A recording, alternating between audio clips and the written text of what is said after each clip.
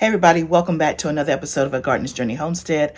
I am Barbara and I live in Tennessee, Zone 7B, but currently I am away on vacation. So I wanted to pop in because this vacation is multi-purpose.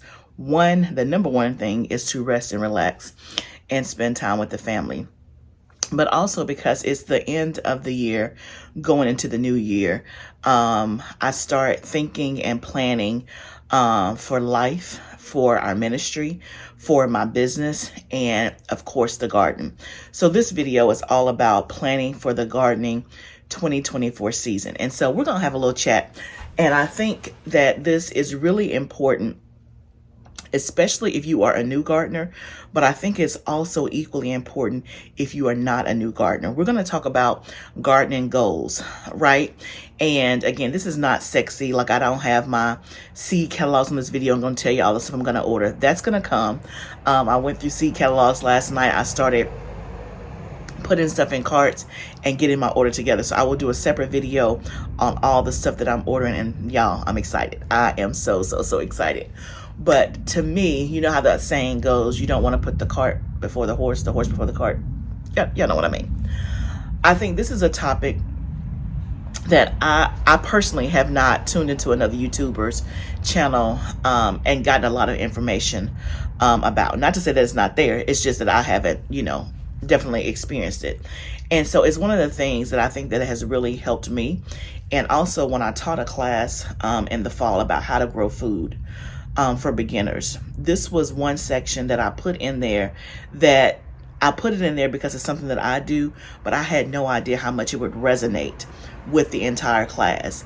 And when I got feedback and we did the debrief at the end of the class, this was one of the topics that people said over and over, like, man, I've never thought about it, right? And that really surprised me, because I'm like, I put a whole lot of good content in here. That's the thing that y'all hung on to? Like, what about this? What about my pretty charts? What about my pretty stuff, right? And it was about goals. I had a slide in my presentation, and it was near the beginning, and I asked the class, what are your goals for your garden?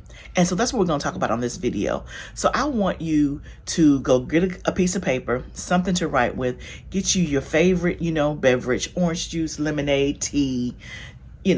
I'm sitting out here on the screened-in porch. It is beautiful. It's in the morning. So for me, it would be some orange juice. But if it was like late on the day, it'd be like a nice glass of lemonade. But get whatever you want. Get whatever you want, okay? Pause, come back, and let's talk about the goals for your garden in 2024, okay? You got your stuff? Okay, let's talk. So my question to you is, what are your goals for your garden in 2024, right? I'm not asking you, what are you going to plant? What are your goals? And that's a completely different question, right? Because I think many times we get caught up in the hype, which there's lots of hype to be had, right? We get caught up in all the seed catalogs. We're listening to all of our favorite YouTubers. What are they going to order? Ooh, let me put that in my cart. Oh, they're going to order this. Let me put that in my cart, right? And we get all the pretty packaging and all the seeds, and we spread them all out. And we're like, yes, I got all my seeds. But then we go into the season and we have some level of success, and we have some failures or lessons learned, which is inevitable. Every gardener has that. But did we really think about what our goals were? Or are we just imitating what we see on YouTube or what somebody else said? And here's the first thing that I want to say, is that everybody's goals are different. And your goals are okay because they're yours. Okay, so what do I mean by that when I say garden goals? So think about, first of all, why are you growing food? Think about that. Why are you growing food? For me, I'm growing food, one, because I want to control the ingredients in my food. I want to know what's in my food. I want to be more self-sufficient and self-sustainable and not have to rely on the grocery store. I want to be able to feed my family wholesome food and not food that's been on a truck for 6 months or laden down with chemicals or anything like that. So I grow for my family. I grow to have control over my food, right? And I grow to be self-sustaining. Secondarily, I also grow so that I can help somebody else, right? And give food away. And then obviously last year we just started selling food, right? So now I'm also growing to sell for people that either cannot grow or don't grow the things that I grow, but also want some healthy, locally grown options, right? So that is the reason why I grow food. Also, if I had to add something else in there, it's to reduce my grocery bill, right? It is cheaper to grow your own food than to buy it in the store these days. So those are all the reasons why I grow food. Those are the reasons, right? And those can also be kind of synonymous with my goals. But I want to pause here. Write down why you are growing a garden. What are your reasons for growing a garden? And I want you to write it down on your paper. And if you're willing, put it in the comments below why you're growing food. I am growing food because. And you don't have to give me your whole list. If you want to, you can. But what's the number one reason why you're growing food? Right? And I know this is a little bit of a different video. This is more, I guess, teaching and getting you to think. But I think it's super important. And I think that by doing this, it's going to help you as you start to order your seeds, as you start to plan for 2024. So number one reason, why are you growing food? I just gave you the reasons why I'm growing food. Okay. Second thing is, okay, so now that you know why you're growing food, what are your goals with your garden in this upcoming season? So for me, and it's very similar to what I talked about last year, our goal, and again, my goals have changed over the years. When I first started gardening, the very first summer, and for those that are brand new, this will be my 4th year gardening. I started my first garden in the summer of 2020. So this is going to be my 4th gardening season. And let me tell you, in 2020, I had no goals. It was just, let me see, are y'all really sure that I'm going to put this seed in the ground and it's going to actually grow food? That was my goal, like to just watch the process that a little seed is going to produce food, right? That was 4 years ago. I didn't even think about the very first time that I had gardening goals was last year. That was in my 3rd year of gardening, right? And I saw how that really, really helped me. So when I think about what are my goals for this year, it's very similar to last year. So one, our goal is to grow food for our family. That's the number one goal, is to make sure that we have food to eat. Number 2, have food to preserve. So my goal is to grow whatever I grow is to have a year's worth so that we have enough food until the next growing season. Okay. And so number 3, my goal is, because I'm trying to grow food for my family and because I'm trying to have enough to preserve, right? Then my goal is production, right? I want to get the most that I can, the highest quality and the most production, right? And I'm going to come back to that in a minute. And then the third goal is obviously to grow food to sell, to provide an income, and I say income loosely, to provide revenues for the farm to offset our costs. And if we're so blessed to actually make a profit, that's even better, right? But yeah, well, the goal is to make a profit. Definitely. But I say that loosely just because this will only be our 2nd year selling. Last year we sold, obviously we didn't make a profit. We did make money, right? But compared to what we made, to what we spent, if I had to think about that, I don't think we made a profit. But we did make money, which is more than we've done the last, couple of years. So going back to the goals, 1, to grow food for my family, enough to preserve, enough to sell, right? And then we want to be able to give to others. So you can see that the goals and my reasons for growing are similar. But layered on top of that, my number 1 goal is production, right? In order for me to grow enough food for my family of 4 to eat today and to preserve for a year and to be able to sell, I got to produce, right?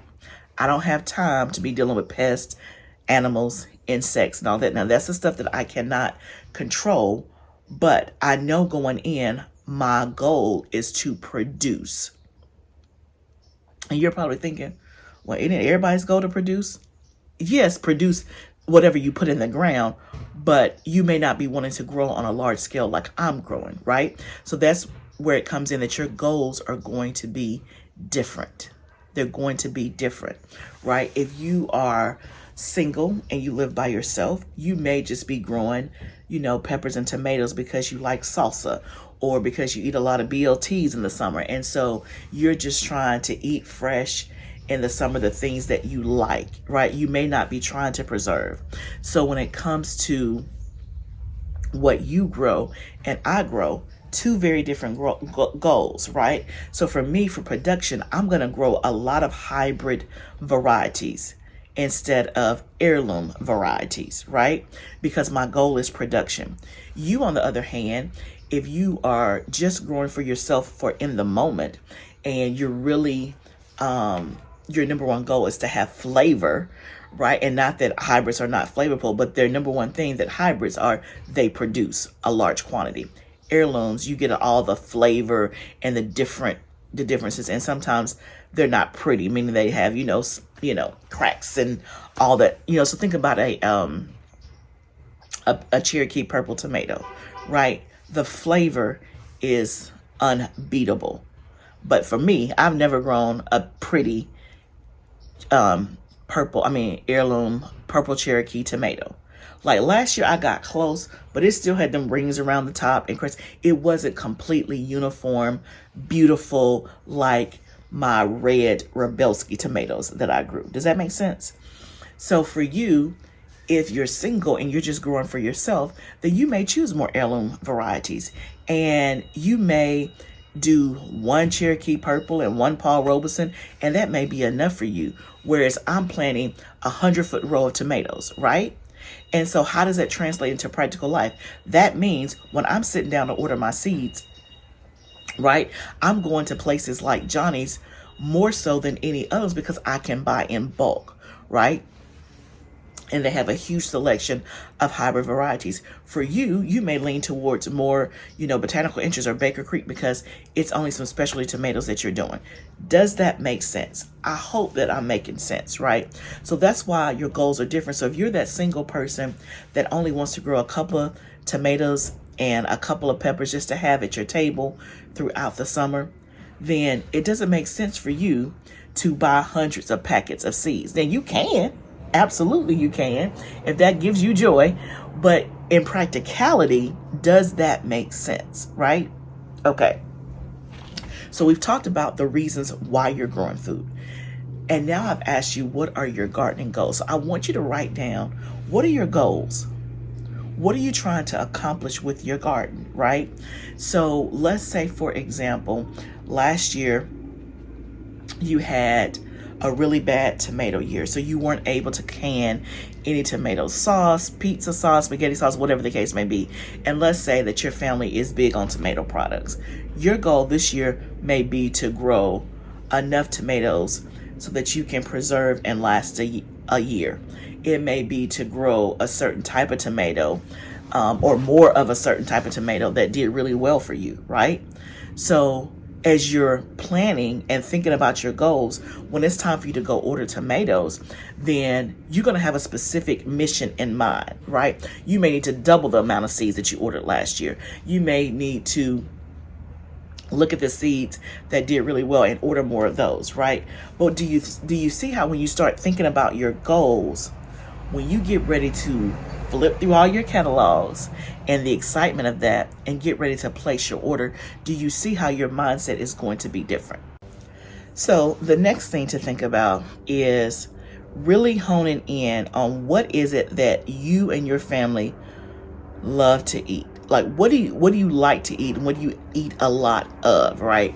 And the reason why I bring this up is because when I first started gardening 4 years ago, the first 2 years I attempted to grow everything because I just wanted to see, well, what does it look like when it's ready for harvest? I've never tried that. Maybe I'll like it, right? And so I grew, just had my hands in everything. starting last year, I started to really hone in on the things that I really, really did like and enjoy, right? And the things that I was going to use. One perfect example is I started off growing Swiss chard a couple of years ago. I've been successful at growing Swiss chard, never had a problem.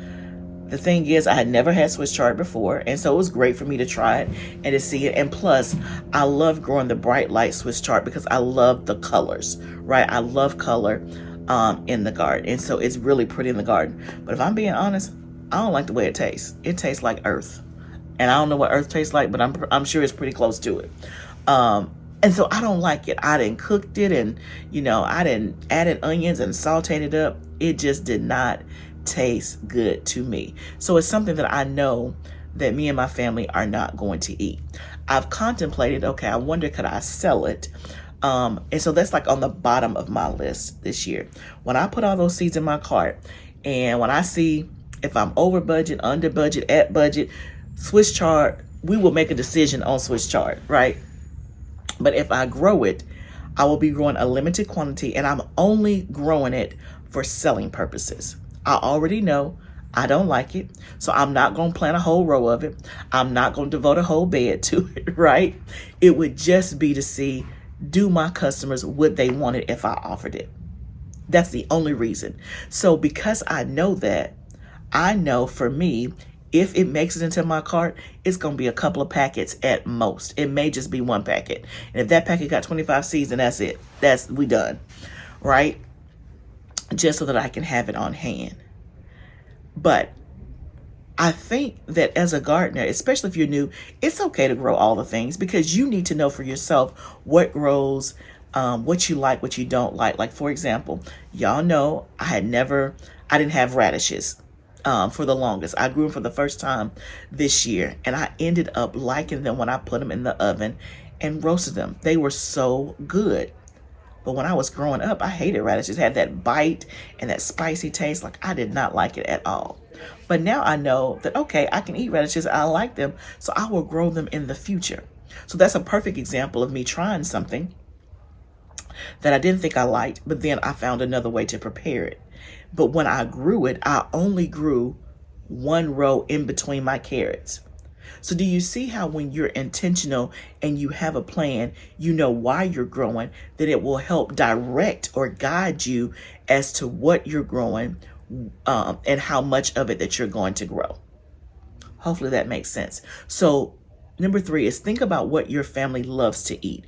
Think about what you like to eat. So for me, one thing that I'm changing in terms of what I grow next year is I'm going to plant way more onions because y'all, I was out of onions by September. And onions I use all the time in the kitchen every single week. I used a lot for salsa. So a lot of them got gone there. I sold some, but I was real stingy about selling my onions. But I'm going to have to triple my onion production. Right? So I know that going in because that is something that I use all the time. So for me to have to buy it when I can grow it doesn't make a lot of sense. So I'm growing more onions. I added a whole new bed of garlic. I normally do 2 beds of garlic. I'm doing 3. That's already in the ground. So again, those are just some of mine. And as I continue to talk about what I'm ordering and why, you'll get a chance to hear more of my goals. But I wanted to do this video because I know some of you are chomping at the bit, as you should, because I am too, of ordering seeds, got your seed catalogs out. And this is a perfect time because many of you are off from work, right? It's still the holiday season. We're about to head into a new year. So many of you are off work and you have the downtime to think, you have the downtime to plan. And so before you spend hundreds of dollars on your seeds, I want you to think about what are your goals for your garden next year. And it's okay if your goals are different than mine. It's okay if your goals are bigger than mine. It's okay if your goals are smaller than mine. But what are your goals? What are you trying to accomplish? Don't look to the left or to the right. Don't try to compare yourself. What is it that you need to grow for your garden? And then the very last thing you need to think about, which is number 4, is what space are you working with, right? because your space is also going to be a big factor in your goals. I'm sitting outside. I don't know what that noise is. All of a sudden, okay, it looks like some kind of walk behind mower that he just went. Okay, bye-bye. Okay, maybe you guys can hear me. So number 4 is, what space are you working with, right? So for me, we have a pretty large growing space, right? I have 5 raised beds behind my house. I have a high tunnel that's 30 by 96 that has raised beds in it, as well as in-ground growing space. And then we also have an in-ground growing space of 4,000 square feet. So I got a lot to work with, right? I don't have the most to work. There's people who have more than me, but I have a pretty large garden. So even me sometimes feel like I don't have enough space. Like there's some things I want to do. Like I want to grow way more potatoes this year, and I really want to grow them in the ground. And with all that space, I still feel like I need my husband to dig me up some more fallow ground so I can plant some more. Because in my current in-ground garden, I don't really have the space that I need for the potatoes compared to the space that I need for my other stuff, if that makes sense, right? So before I order my quantity of potatoes that I really want to do, I gotta first cozy up to my husband one more time and see if he will give me some more space. Okay, y'all pray for a sister. Okay, I keep telling him every year, I'm like, now this is it. Now I got plenty of space. Like I don't need any more. I done said that for the last 2 years, so he don't believe me. And I guess he has right too, because I need another couple of rows.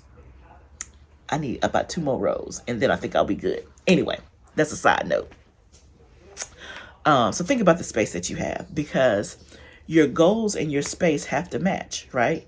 If you only have 2 raised beds, then make sure that you're growing the things that your family's going to eat and that you love, right?